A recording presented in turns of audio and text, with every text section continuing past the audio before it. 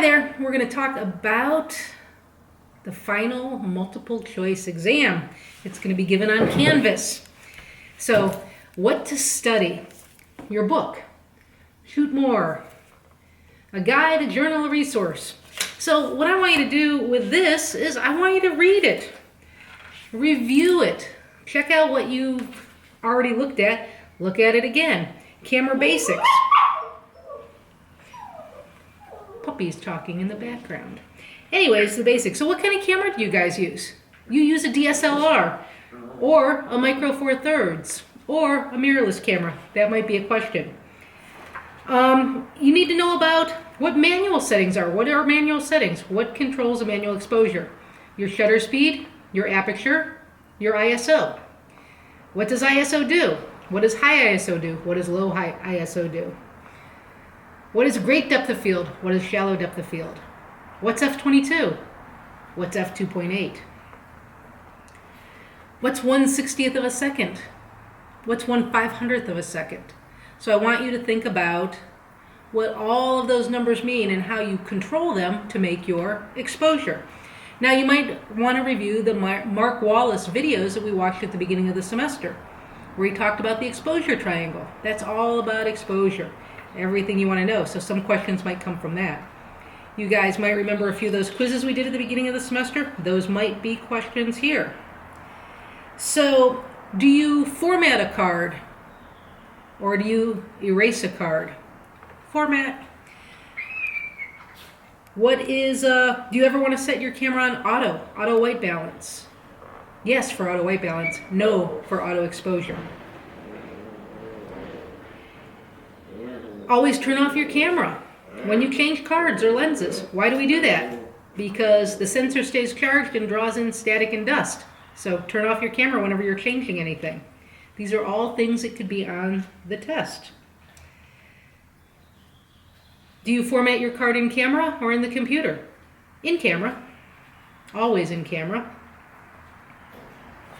Let's see here. What else is in here? Bit depth. What's the difference between an 8-bit and a 16-bit file?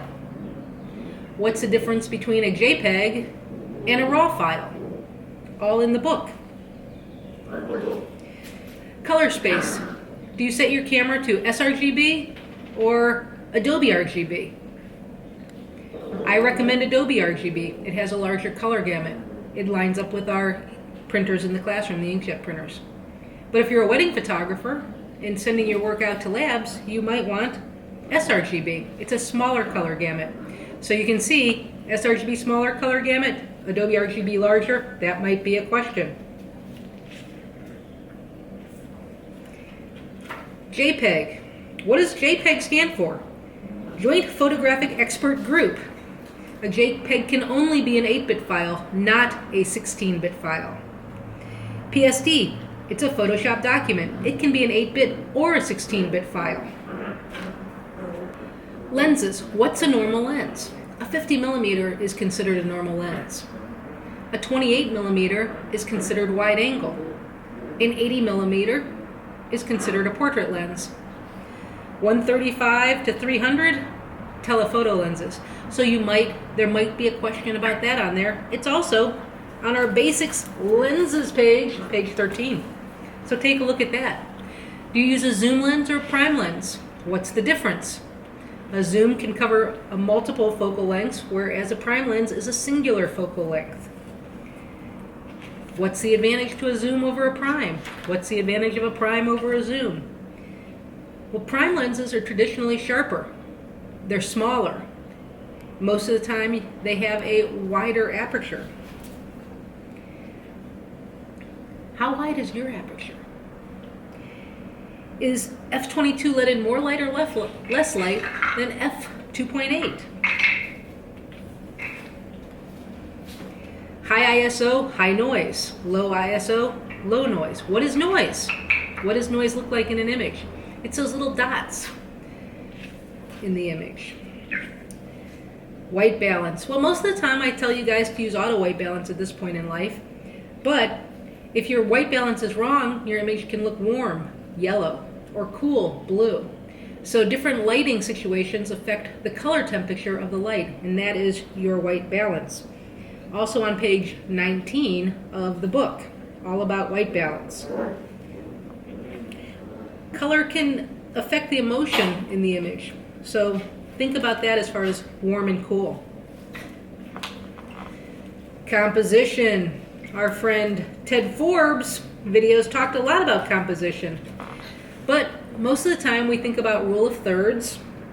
And what is rule of thirds? That could be a question. Basically, the frame is divided into 9 equal parts. 3 rows and 3 columns of equal size. If you put your subject on a point on either side, that a lot of times is a good structure for creating your composition. Doesn't have to be, though.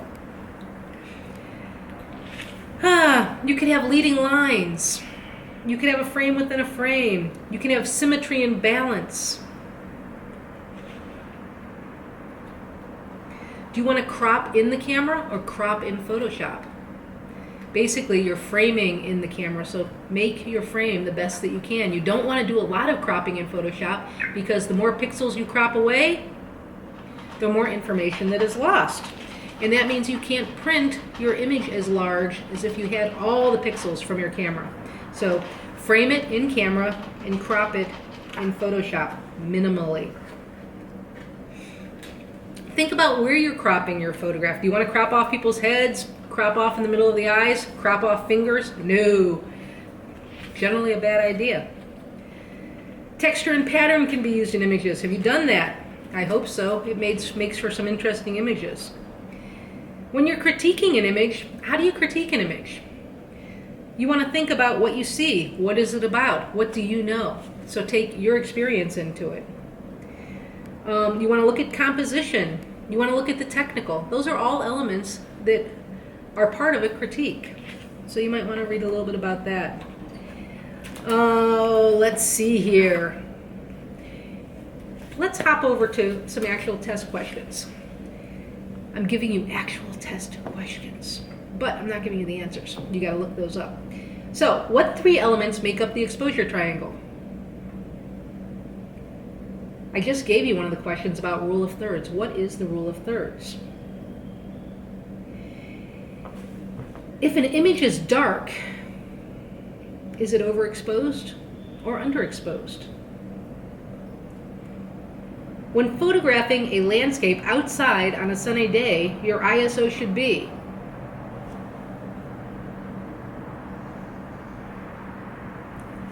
true or false.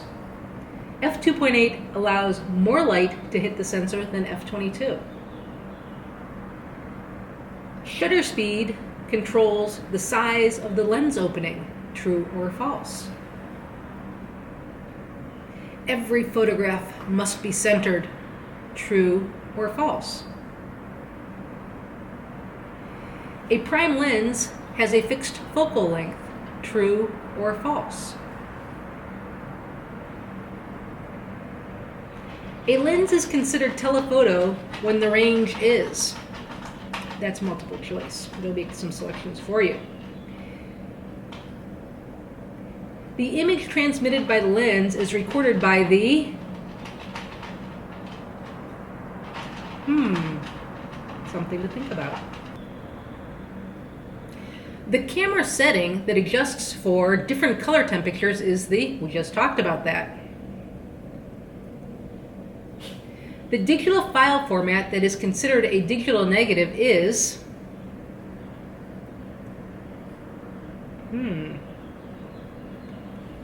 Let's look at a few more questions. The ISO tells you. What does it tell you?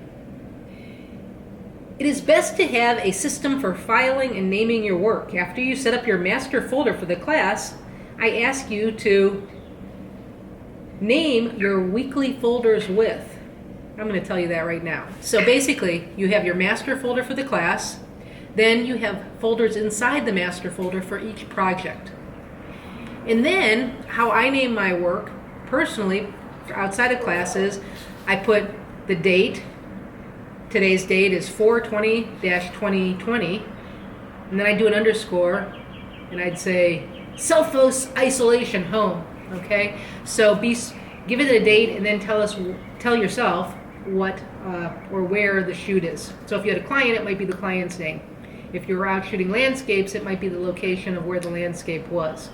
So master folder, mine is year, yours is class, and then multiple folders for each shoot inside. And then of course, if you're at home or you're in school, you could have a folder for each of your classes and then divide it out like that. Let's see here. The blank determines how much light will pass through the lens. The blank determines the length of time that light will strike the film during an exposure. The amount of light in a scene will determine the exposure, true or false. So you get an idea of what type of questions will be on the final multiple choice exam. However, at the very end of this exam, I'm going to ask you to write about two photographers that you like or dislike. And I want you to describe the work. Tell me what type of work they do, what you like about it, what you don't like about it, what's strong, what's not strong. Do you like the composition? Do you like the color? Do you like the black and white? Do you like the subject matter? What is it that moves you? So you want to go back to your critique page in your book on page 28 and look at these questions. This will help you tell me about those two photographers. Think about the time of year, the time of day that the images were made.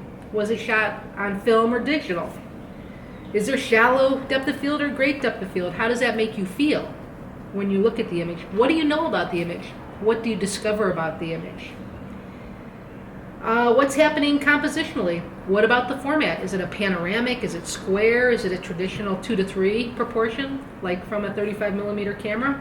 What's the vantage point, high or low? How does that affect the image? Was the decisive moment caught? Was the action, the moment caught? Do you feel emotion when you look at it? What is it about that image? Does color come into play? Is the mood depicted? Does it tell a story? So work through page 28 and think about what those are. Now, what photographers have you looked at? Well, for the last couple of weeks, I've been sending you out a photographer a day as an email. So you can start with those. There's websites, there's videos, and I'm hoping that you've watched these along the way and you found something that interests you and motivates you. So please go back and look at those if you haven't, and just know that that's coming up on the test. So all multiple choice except for that last question, which is 2 questions. Name 2 photographers you like or dislike and tell me why in great depth.